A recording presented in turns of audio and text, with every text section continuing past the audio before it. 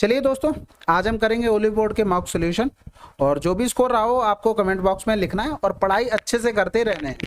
आपको ये चीज़ तो पता होगी ना कि CHSL का एग्ज़ाम जुलाई में है आपका, तो आपको तैयारी इसी तरीके से करनी है कि हमारा सिलेबस वैसे तो अभी तक कंप्लीट हो जाना चाहिए और इसके बाद अब जो कुछ भी होना चाहिए रिवीजन होना चाहिए।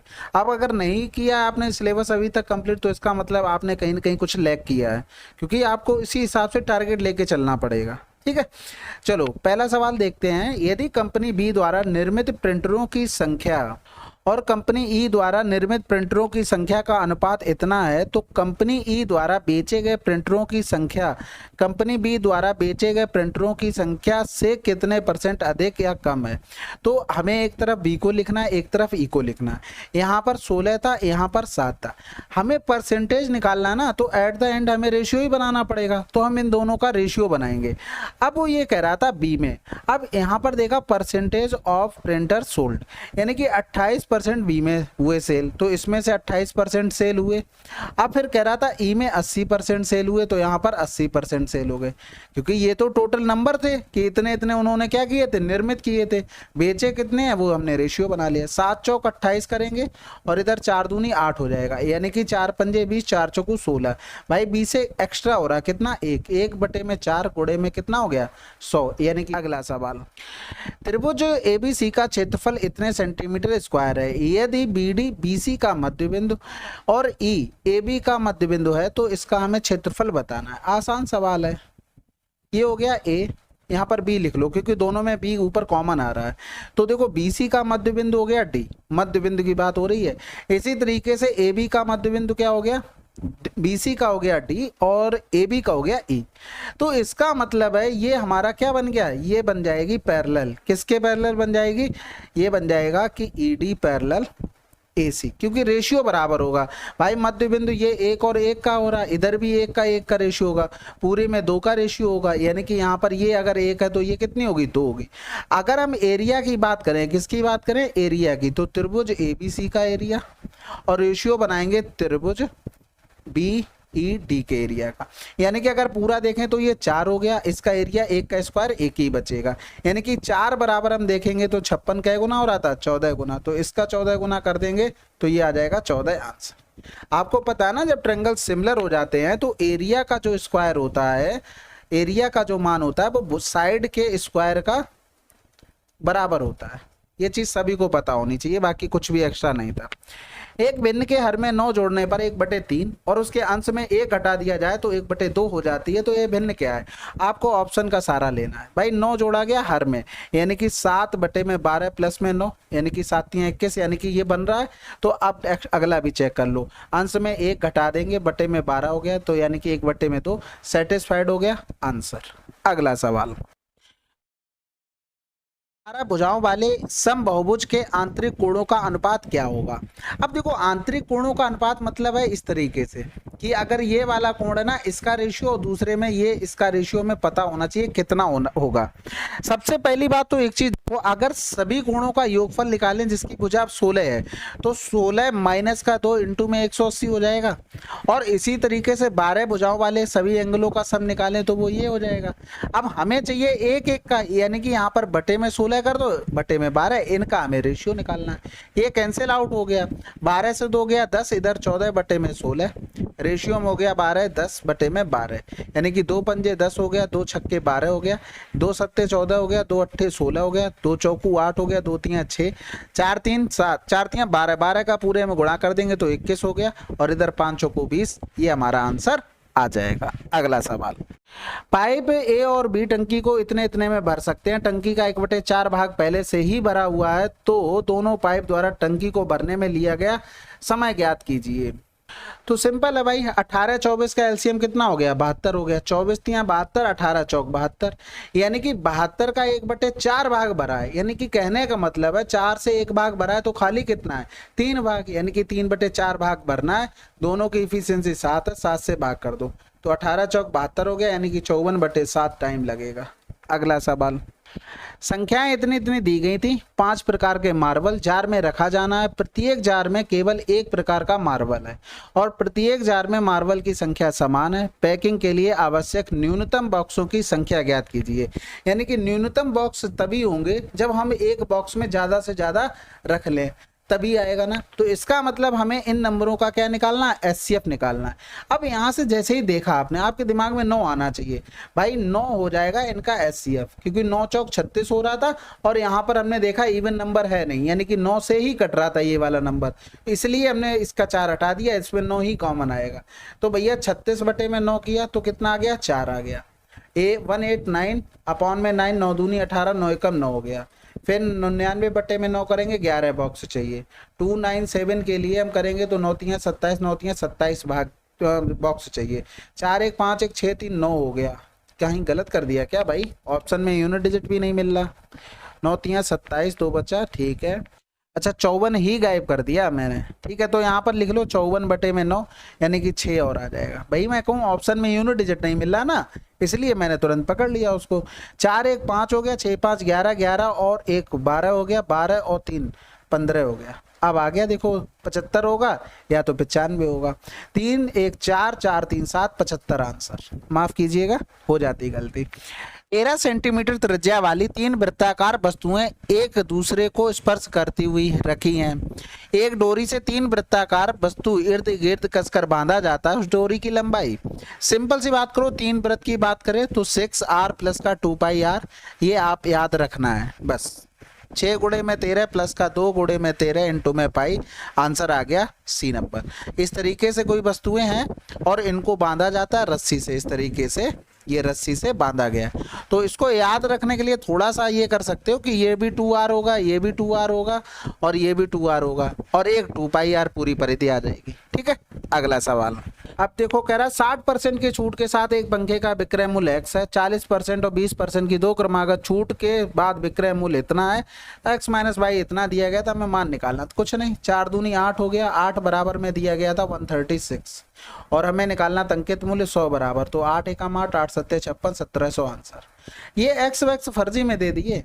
ये कह रहा था कि एक वस्तु पे 60% की छूट और 2 छूट दी जाती है, इन दोनों का जो अंतर था वो 136 दिया गया था। तो भैया 60% और इसकी अगर एकल छूट निकालेंगे तो 40 प्लस का 60 माइनस का 40 गुणे में 60 बटे में 100 हो गया। यानी कि ये डिफरेंस करोगे तो ये तो कैंसिल आउट हो जाना है, कुल मिलाकर बचना तो यही तो है बस। सॉरी यहाँ पर 2 था, ये 2 लिख लो, ठीक है। तो बचना तो केवल यही है, तो 4 दूनी 8, ये तो कैंसिल आउट हो गया, केवल 8 ही तो बचा, यही मैंने डायरेक्ट यहाँ पर कर दिया। ठीक है, अगला सवाल। एक व्यक्ति 2000 रुपए में एक वस्तु खरीदता है, उसकी मरम्मत पर इतने खर्च किया, वस्तु पर 3000 रुपए में बेचता है, लाभ बताना। यानी कि 2400 की चीज 600 में बेच दी, 600 एक्स्ट्रा में, सॉरी। ठीक है, तो ये हमें 600 का प्रॉफिट हो गया, यानी कि आंसर क्या आ जाएगा, 6 चौक 24, यानी कि 25%। अगला सवाल। अब ये सवाल, ये तो बहुत आसान है, इसमें कुछ भी नहीं बताऊंगा। ठीक है, फार्मूला ओपन करना है, इसके अलावा कुछ नहीं। अब हमें देखो स्क्वायर का मान दिया था, क्यूब का निकालना है। अब देखो जब इसका मान निकालना है ना, तो हमें 3m प्लस का 1/m का मान चाहिए। अगर इसका मान a है और हमें निकालना हो 3m की पावर में 3 प्लस में 1/m की पावर 3, तो यहाँ पर हो जाएगा a की पावर 3 माइनस का 3a इंटू में हो जाएगा 3m इंटू में 1/m। ये चीज हमेशा ध्यान रखना, इन दोनों का प्रोडक्ट आता है। हम जनरली जब लिखते हैं x प्लस 1/x बराबर a और x क्यूब प्लस का 1/x क्यूब निकालते हैं तो a क्यूब माइनस का 3a और इंटू में x इंटू में 1/x होता है, तो यहाँ कैंसिल आउट हो जाता है, इसलिए यही फार्मूला रह जाता है। लेकिन यहाँ पर तो कटने वाला m से m है, 3 तो रह जाएगा ना, इसलिए हमें लिखना पड़ेगा। तो सबसे पहले हमारा काम होना चाहिए इस पर पहुंचना। तो इस पर पहुंचने के लिए देखो 9m स्क्वायर, या तो ऐसे लिख लो 3m का होल स्क्वायर प्लस में 1/m का होल स्क्वायर, इधर कर देंगे 2 इंटू में 3m इंटू में 1/m और बराबर में 58 प्लस का 2 इंटू में 3m प्लस का 1/m। दोनों तरफ हमने सेम नंबर जोड़ दिए बस। तो ये m से m कैंसिल आउट हो गया, 8 3 दूनी 6 यानी कि 64 हो गया। यानी कि 3m प्लस का 1/m का होल स्क्वायर बराबर में क्या हो गया, 8 का स्क्वायर, यानी कि 3m प्लस का 1/m बराबर क्या आ गया हमारे पास, 8 आ गया। बस इसका मान रख दो, आंसर आ जाना है। यहाँ पर हम रख देते तो ये हो जाएगा 8 का क्यूब माइनस में 3 इंटू में 8, m से m कैंसिल हो गया, यानी कि 512 और 3 3 9 8 72, 12 से यानी कि 0 हो गया और 11 से 7 गया 4, 440 आंसर। अगला सवाल, एक व्यक्ति अपने धन का 3 भाग अपनी बेटी को देता है और शेष 5 भाग अपने बेटे को देता है। उसके धन का कितना % उसकी बेटी और बेटे को मिलता है? सिंपल सी बात है, कह रहा 3 भाग बेटी को, शेष 5 भाग, यानी कि टोटल उसके पास 8 भाग था ना, बेटी को इतना मिला, इंटू में 100 कर दो, तो ये हो जाएगा 300, यानी कि 8 3 24 हो गया। एक ही ऑप्शन में पहला नंबर 3 लिखा था, 37.5% यहाँ लगा देते।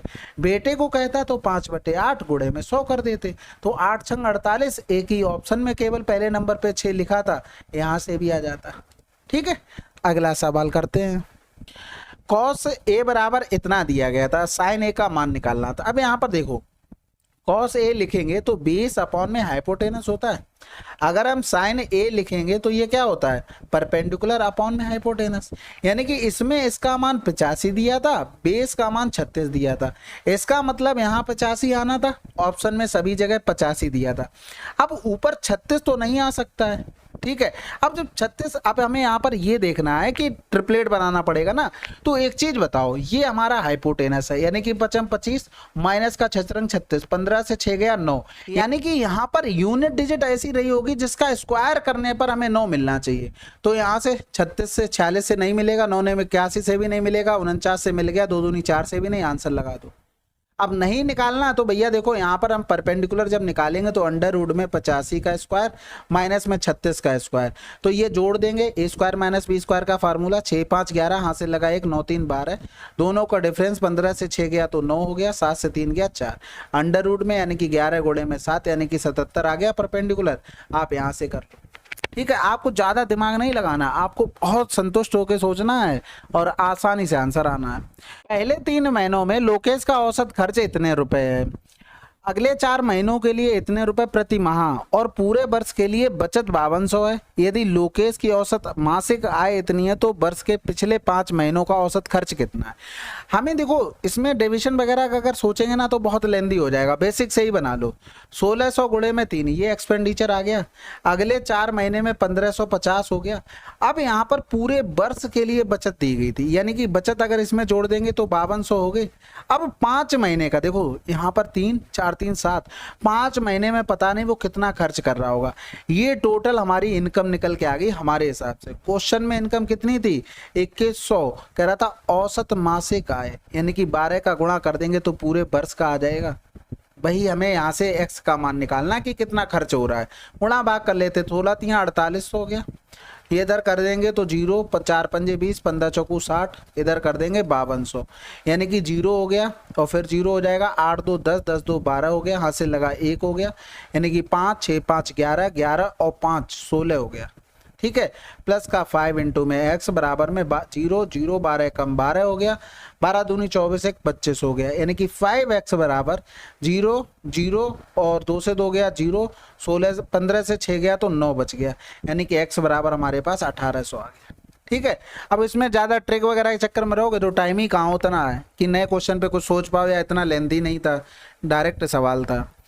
एक्स और वाई एक कार को 10 में, वाई जेड समान कार को 15 में, एक्स जेड से 3 गुना तेज है तो अकेले वाई उस कार को कितने दिनों में कर सकता है? तो एक्स वाई 10 दिनों में, वाई और जेड कर सकते थे 15 में, यानी कि हमने अगर एलसीएम लिया तो 30 हो गया, तो 30 हो गया। हमने लिखनी है एफिशिएंसी, तो एक्स और वाई की एफिशिएंसी कितनी आ गई? 3 आ गई, इसकी 2 एफिशिएंसी आ गई। कह रहा था एक्स जेड से 3 गुना, एक्स जेड से 3 गुना है, यानी कि अगर हम यहाँ पर लेते 1 और इसको लेते 3 तब तो कुछ बन ही नहीं पा रहा है यहाँ पर। इसका मतलब हमें क्या करना पड़ेगा, हमें डिटेल में करना पड़ेगा, यानी कि एक्स प्लस का वाई माइनस का वाई प्लस का जेड। अब यहाँ से इनको हटा दो, जो एफिशिएंसी हमने अलग से लिखी है ना, इनको हटा दो। ये तो सिर्फ मैनेज कर रहे थे कि हो जाता है तब तो ठीक है, नहीं होता तो करना ही पड़ेगा। 3 माइनस का 2 हो गया, यानी कि अगर लिख लें इसको 3a और इसको a लिख लें, यानी कि ये कैंसिल आउट हो गया। ठीक है, एक्स और जेड हमारे हिसाब से डिफरेंस क्या है, 3a माइनस का a बराबर में 1 हो गया, यानी कि a बराबर में 1/2 आ गया। ठीक है, हमें निकालना बाई का है, बाई निकालने के लिए हमें पड़ेगी जेड की जरूरत, यानी कि जेड का जो मान है वो 1/2 आ चुका है। बस खत्म हो गया सवाल। यहाँ पर रखेंगे y प्लस का जेड बराबर में 2, और यहाँ पर हमें y निकालना है, तो z का मान है 2 माइनस का 1/2, 2 दूनी 4, 4 से 1 गया, 3/2 आ गया, यानी कि हम यहाँ पर कर देंगे 30, इधर ही कर लो, ठीक है, 30/3 गुणे में 2, यानी कि 3 एकम 3 हो गया, यानी कि ये 20 आंसर। अगला सवाल, ये तो बिल्कुल आसान है, मान रखने हैं आपको, और तो कुछ है नहीं ऐसा इसमें। तो 1 माइनस कॉस स्क्वायर 30 को लिख सकते हैं साइन स्क्वायर 30, साइन स्क्वायर 30 का मान होता है 1/4 गुणे में 1, ये तो पता ना, इसको साइन स्क्वायर 30 लिख सकते हैं, फार्मूला तो पता होगा ना, ये डायरेक्ट लिख लिया माइनस में। अब इसको जब लिखेंगे माइनस का साइन स्क्वायर में 60 यानी कि 3/4 लिख लिया। अब देखो tan 428 यानी कि tan 428 को हम लिख सकते हैं 360 प्लस का हमें चाहिए कितना यहाँ पर 68, यानी कि यहाँ पर 8 लिख लो। अब इन दोनों को जोड़ोगे तो देखो 8 6 6 12 428 आ रहा। अब इसका कहने का मतलब हुआ कि tan वाले ने एक पूरा चक्कर लगाया फिर इसी में पहुंच गया, भाई 68 प्लस करोगे यही तो पहुंचेगा इसी वाले में, और फर्स्ट क्वाड्रेंट में सभी प्लस होते हैं और 360 पे चेंज भी नहीं होता है, यानी कि ये जो डायरेक्ट लिख सकते हैं हम tan 68 लिख सकते हैं, ठीक है। तो यहाँ पर हो जाएगा tan 68 इनटू में हो गया हमारे पास, ये हो गया हमारे पास tan 68, कॉट में था ना तो कॉट लिखो, माफ कीजिएगा, पता नहीं आज क्यों ज़्यादा गलतियाँ हो रही हैं, ठीक है। ये 68 हो गया, तो ये इससे कैंसिल आउट, अपोजिट होता है, तो 1/4 माइनस का 1 माइनस का 3/4, यानी अब यहाँ से एलसीएम ले लेते हैं 4, तो इधर 1 माइनस का 4 माइनस का 3 हो गया, यानी कि 4 3 7, 7 से 1 चला गया तो 6 बचेगा, माइनस का 6/4, 4 एकम 4, 4 पंजे 20, यानी कि माइनस का 1.5 आंसर। अगला सवाल, 2 स्टेशन एक दूसरे से इतने किलोमीटर दूर है, ए पूर्वाह्न 8 बजे प्लेटफॉर्म से इतनी चाल से चलता है, ट्रेन भी 10 बजे 40 किलोमीटर प्रति घंटा की चाल से दूसरे प्लेटफॉर्म से ट्रेन एक ही ओर चलता है, दोनों ट्रेनों की कितने बजे मिलेंगी। देखो ये डिस्टेंस थी टोटल 550 किलोमीटर, ये भाई साहब 8 बजे चले और ये भाई साहब चले 10 बजे। अब एक चीज बताओ, दोनों भाई सेम टाइम में चलेंगे तभी तो समझ पाओगे कि कब मिलेंगे। तो एक चीज बताओ, जब पहले वाले को हम यहाँ पर पहुंचा दें 10 बजे तक, तो ये डिस्टेंस कितनी कवर कर लेगा, 2 घंटे में 50 की चाल से उसने 100 किलोमीटर डिस्टेंस कवर कर ली। अब बचा कितना है, 450 किलोमीटर बचा है। अब दोनों सेम टाइम पर चलना शुरू करेंगे, ये भाई साहब 50 की चाल से चलेंगे और ये भाई साहब 40 की चाल से, और एक दूसरे की तरफ से चलेंगे, यानी कि स्पीड जुड़ जाएगी, तो 450/90 हो गया, यानी कि 5 घंटे बाद एक दूसरे को मिलेंगे। लेकिन कौन से, 10 बजे के बाद मिलेंगे, क्योंकि अब दोनों 10 बजे चलने लगे, तो 10 बजे के बाद 10 प्लस का 5 यानी कि 15 बजे मिलेंगे, 15 बजे का मतलब होता है 3 बजे। अगला सवाल, एक कंटेनर में 120 लीटर दूध है, यदि 12 लीटर दूध निकाल लिया जाता है तो उसके स्थान पर समान मात्रा में पानी मिला दिया जाता है, तो यह क्रिया अतिरिक्त 2 बार और दोहराई जाती है, तो अंतिम मिश्रण में पानी की मात्रा क्या है। देखो टोटल जो भी मिक्सचर होता है ये लिखते हैं 1 माइनस में निकाली गई क्वांटिटी बटे में टोटल क्वांटिटी, पावर में कितनी बार क्रिया की जा रही है, वो भाई एक बार वैसे 2 बार और दोहराई जाती है, वो ये कह रहा था अतिरिक्त 2 बार, यानी कि टोटल 3 बार। तो जो ये यहाँ पर आता है वो रिमेनिंग स्टार्टिंग में जो भी होगा वही निकल के आएगा। कहने का मतलब यहाँ पर मिल्क था 120, तो यहाँ पर भी रिमेनिंग मिल्क ही निकल कर आएगा। तो यहाँ पर करते हैं, तो ये 10 हो गया, 10 से गया तो 9, यानी कि 120 बटे में 729 बटे में 1000 हो गया, तो ये तो कैंसिल आउट हो गया। इधर करेंगे 12 ने में 108 हो गया, 12 दूनी 24, 12 ने में 108 हो गया ना, ठीक है, 12 दूनी 24 और 10 34 हो गया, यहाँ से लगा 3 हो गया, 12 सत्ते 84, 3 87। अब ये जो निकल कर आया ना, ये मिल्क निकल कर आया। लेकिन एक चीज बताओ, जितनी क्वांटिटी निकाली जा रही थी उतनी उसमें बढ़ाई जा रही थी, तो क्वांटिटी तो पूरी 120 रही होगी, उसमें से मिल्क इतना है, तो मिल्क को घटा दो, 10 से 8 गया, 2 यूनिट डिजिट से काम हो गया, ठीक है, तो 2 3 आंसर। अगला सवाल करें, चलो फिर। एक वर्ग एक आयत के क्षेत्रफल के बराबर है, वर्ग की भुजा a सेंटीमीटर है, आयत की लंबाई a से 7 सेंटीमीटर अधिक है, ठीक है, वर्ग की भुजा a है, आयत की लंबाई 7 सेंटीमीटर अधिक होगी, चौड़ाई a से 3 सेंटीमीटर कम है। अब इनका एरिया बराबर है, भाई ये एरिया बन गया आयत का, ये बन गया इधर, खत्म हो गई कहानी, यानी कि a स्क्वायर बराबर में a स्क्वायर माइनस का 3a प्लस का 7a माइनस में 21 हो गया, ये इससे कैंसिल आउट हो गया, यानी कि 4a बराबर में 21 हो गया, यानी कि a बराबर में 21 बटे में 4 हो गया। अब हमें निकालना क्या, आयत का परमाप, परमाप निकालना, यानी कि 2a प्लस का 7 प्लस में a माइनस का 3 लिख सकते हैं, यानी कि 2a और 7 में से 3 गया 4, ठीक है, तो यहाँ पर 2 गुणे में कर देंगे 2 गुणे में 21/4 प्लस का हो गया यहाँ पर 4। तो ये 2 दूनी 4 हो गया, 2 का अंदर गुणा कर देंगे 21 प्लस का 8, यानी कि आंसर क्या आ गया 29। अगला सवाल, ये तो बिल्कुल आसान है भाई, x प्लस का 1/x का मान निकाल लो, यानी कि √5 प्लस का 2 प्लस में √5 माइनस का 2 अपॉन में √5 प्लस का 2 और इनटू में हो जाएगा √5 माइनस का 2। ये a plus B a minus B यानी कि 1 बना देगा, ये 2 से 2 कैंसिल आउट हो गया यानी कि 2√5 आ गया। अब इसको लिखोगे तो ये x² माइनस का 1/x² लिखा था, यानी कि x माइनस का 1/x और x प्लस का 1/x। हमें इसका तो मान पता है कितना है, 2√5 है, हमें इसका मान निकालना था, इसका मान हो जाएगा 2√5 का होल स्क्वायर माइनस का 4, यानी कि 2 दूनी 4 पंजे 20 यानी कि √16 हो गया, यानी कि 4 गुणे में 2√5 यानी कि 8√5 आंसर हो गया। ठीक है, ये तो फार्मूले पता है ना, x प्लस 1/x बराबर a दिया जाए तो x माइनस 1/x निकालना हो तो ये होता है √a² माइनस का 4, और अगर x माइनस 1/x बराबर में a दिया जाए और निकालना हो x प्लस का 1/x तो क्या करते हैं a² प्लस में 4, बस प्लस वाले से माइनस पे जाएंगे तो माइनस, माइनस से प्लस पे जाएंगे तो ये प्लस का 4। अगला सवाल, वार्षिक रूप से चक्रवृद्धि इतने रुपए मूलधन का एक निश्चित ब्याज दर पर 2 वर्ष में 2500 रुपए चक्र मिश्रधन हो जाता है, 3 वर्ष के लिए समान ब्याज दर पर 2400 रुपए का साधारण ब्याज बताना है। देखो यहाँ पर रहा होगा 2400, टाइम हो गया 3 वर्ष, इनटू में कुछ रेट रही होगी बटे में 100, यानी कि यहाँ पर हमें यही सब निकालना है, यानी कि या तो 3 का मल्टीपल होगा या तो 8 का आ जाएगा या तो हमारा 3 9 का हो जाएगा। ठीक है, तो 9 से देखो 36 का हो सकता है आंसर, एग्जैक्ट नहीं कह सकते क्योंकि यहाँ पर हमने अभी ऑब्जर्वेशन की है। अब यहाँ पर कह रहा था 2 वर्षों में, यानी कि प्रिंसिपल से अमाउंट हुआ होगा कुछ 2 वर्षों में, बस खत्म हो गया सवाल। यानी कि यहाँ पर देखेंगे 2304 ये 48 का होल स्क्वायर है और ये हमारा 50 का होल स्क्वायर है, बहुत आसानी से निकाल लिया भाई। हमने देखा कि 48 50 से 48 कितना कम है, 2 का स्क्वायर 0,4, 2 डिजिट में लिखते हैं, और जितना 50 से 48 कम है उतना 25 से कम कर दो। वही चीज हमने यहाँ पर देखी, 23 को देखा 25 से कितना कम है 2, तो ये 48 का स्क्वायर हो गया।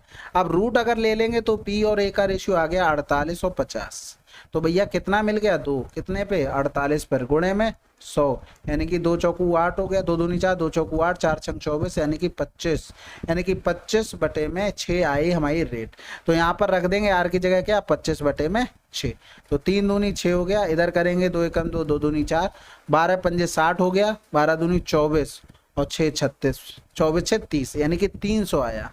ठीक है, इसीलिए मैंने कहा था ये हो सकता है लेकिन एग्जैक्ट नहीं बोला था, क्योंकि अब नीचे 6 आ गया तो कट गया वहां से, नहीं तो फिर कोई बात ही नहीं है। अगला सवाल, ABC इतना व्यवसाय करते हैं, B एक कार्यशील साझेदार है इसलिए उसे कार भत्ते के रूप में कुल लाभ का 15% भाग मिलता है और शेष लाभ उसके अनुपात में वितरित किया जाता है।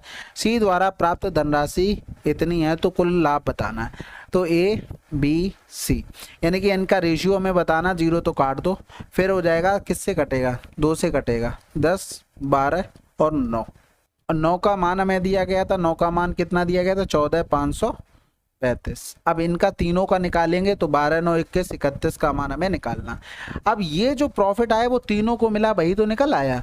अब एक चीज समझो, टोटल प्रॉफिट 100% रहा होगा, 15% ये एक्स्ट्रा मिल गया किसको, ये मिल गया बी को, क्योंकि वो कार्यशील था, यानी कि 85% तीनों को बराबर बराबर भागों में बांटा गया है, यानी कि यही तो भाग बांटा गया है।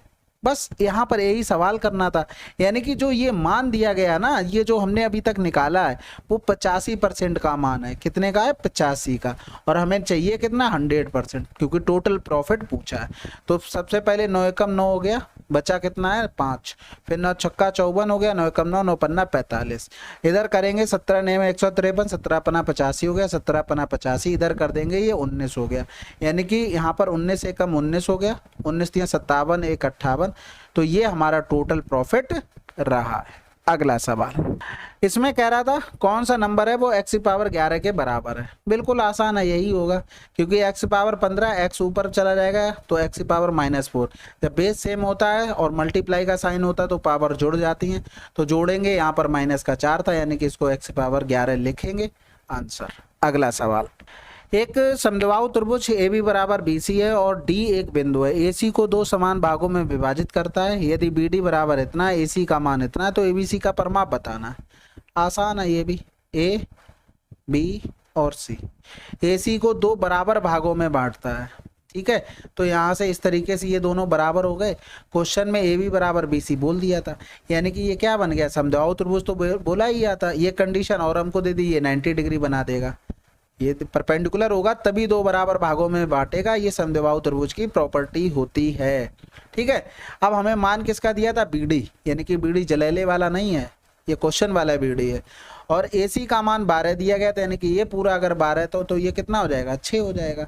तो भैया इसको निकालना के लिए क्या करोगे आप, 2 यानी कि ठीक है, यहाँ पर हो जाएगा 2 दूनी 4 गुणे में 55 प्लस में 36, यानी कि 4 पंजे 20, 4 पंजे 20, यानी कि 3 2 5 256 आ जाएगा अंडर रूट में, यानी कि 16। तो 16 ये है तो 16 ये भी होगी, यानी कि 16 16 और 12, 16 दूनी 32 और 2 44 आंसर। आसान था ये तो बिल्कुल।